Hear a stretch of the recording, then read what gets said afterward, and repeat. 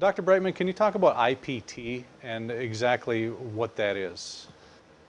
When somebody gets the big C, cancer, they know they're in for some horrendous chemotherapy with all the dire side effects that occur. Conventional chemotherapy knocks off the immune system. It drops the white count to dangerous levels. It drops the hemoglobin, the red blood cell count, to low levels. They get substantially anemic. It lowers the platelet counts, so that they can develop gastrointestinal bleeding. They're dire effects. Therefore, in conventional chemotherapy, what they do is they give the patient an overwhelming dose of one chemotherapeutic drug.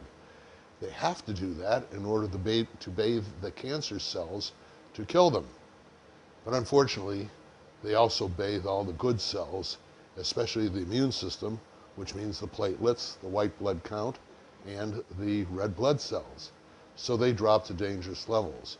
As a result, after they give the first course, which might mean one drug on day one, and either the same drugs on day 2 and 3, or another drug, a second drug, on days 2 and 3, and then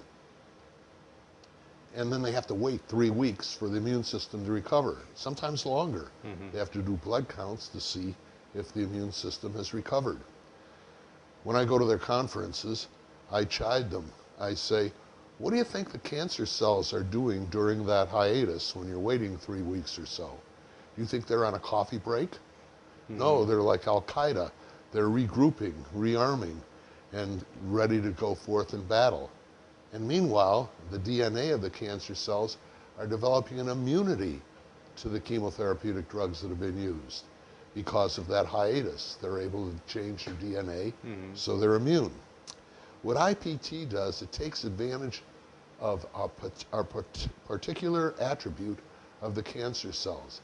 That is, they have 16 times the number of insulin receptors on them, insulin and insulin-like receptors, so that they can grab all the glucose. Glucose is the only thing that cancer cells metabolize.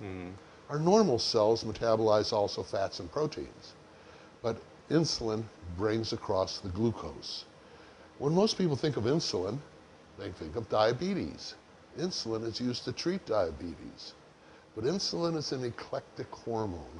That is, it brings other substances across the cell membrane as well as glucose.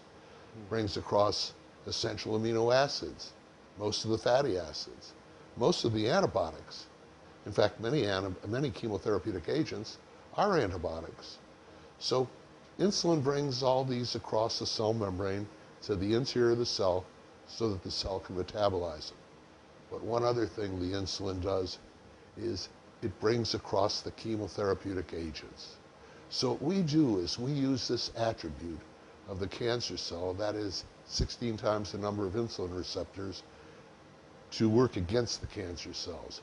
What we do is we start an IV in the patient, and then we administer a measured, a calculated amount of a rapid-acting insulin, Humalog. It has just a 30-minute half-life. And what we do is we drop the glucose level to beneath what is called the glucose quotient. There's not enough glucose in the blood anymore for the glucose to be forced across the cell membrane. So the cancer cells, if I might give them a personality for a moment, they're yelling and screaming, where's my glucose? It can't get the glucose because the glucose quotient is too low. That is what we call the therapeutic moment. And at that time, we administer the chemotherapeutic drugs. And the cancer cell, thinking it's sort of a Trojan horse type thing, thinking if the insulin is bringing it, it must be good. So it takes in the chemotherapeutic agents that we have just administered, and the cells die. The population of cancer cells in the body, if I might use it like this, they're not lined up like this, they're distributed throughout the body.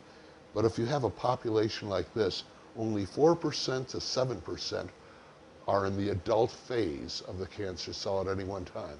The rest of the cells are in maturation stages. I might call them the baby cells are infant childhood cells. Then they go through several metabolic processes, and they graduate into adolescent, juvenile, and more metabolic processes, and finally their adult cells. Only in the adult phase can they harm the person. Only in the adult phase can they reproduce themselves, wherein the mother cell divides into two daughter cells. They go to the end of the line and go through the metabolic pathways again to become adults. We can kill them only in the adult phase. So we want them to get into the adult phase, but we want to kill them before they can reproduce. In conventional chemotherapy, they don't kill them right away. They have to wait 3 weeks so the cancer cells can reproduce again, those that remain, and send new baby cells back to the end of the line to go through the metabolic pathways. Since we can direct all our chemotherapeutic agents to the cancer cell because of the insulin that we use, we're able to use only 10% the dose that conventional chemotherapy does because we can direct it all to the cancer cell. Very little gets to the good cells. So the side effects are markedly reduced. It's rare that we get hair loss. We've had only 3 patients with hair loss at 9.5 years. Rarely, it's unusual to get nausea or vomiting, and that happens only during the first 2 treatments, and we handle that very easily. Constipation we handle very easily. We don't have the severe side effects in conventional chemotherapy has. In addition to that, since we're using only 10% the dose, we get to use 3 and sometimes even 4 different chemotherapeutic agents. There's several different categories of chemotherapeutic agents. Each category attacks the cancer cell by a different mechanism of action. Some categories attack the DNA of the cancer cell. Others attack the mitochondrion, the energy-producing organelle of the cell. If the cell can't produce energy, it wastes away and dies. Some attack the microtubules of the cancer cells, and so on, various different methods. So we pick a chemotherapeutic drug in each of 3 or even 4 categories, and we administer all of them at the same time.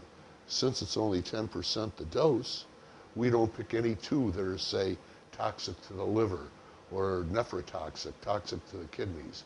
So we don't get those toxicities because we use low doses, but they all go to the cancer cells, and very little gets to the good cells. As a result, we develop very good results. We have many remissions, and even worst case scenario, when we don't get a remission, we at least reduce the cancer cell population in the cancer patient so that the cancer and the patient can live together in harmony, neither one bothering the other. And then the patient will get what we call metronomic dosing. No more chemotherapy intravenously.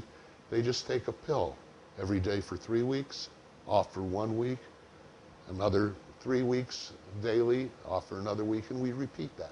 And the patient can go on a long time like this. Now, not everybody makes it. I want you to know that. But our non-survival rate appears to be much lower than with conventional chemotherapy.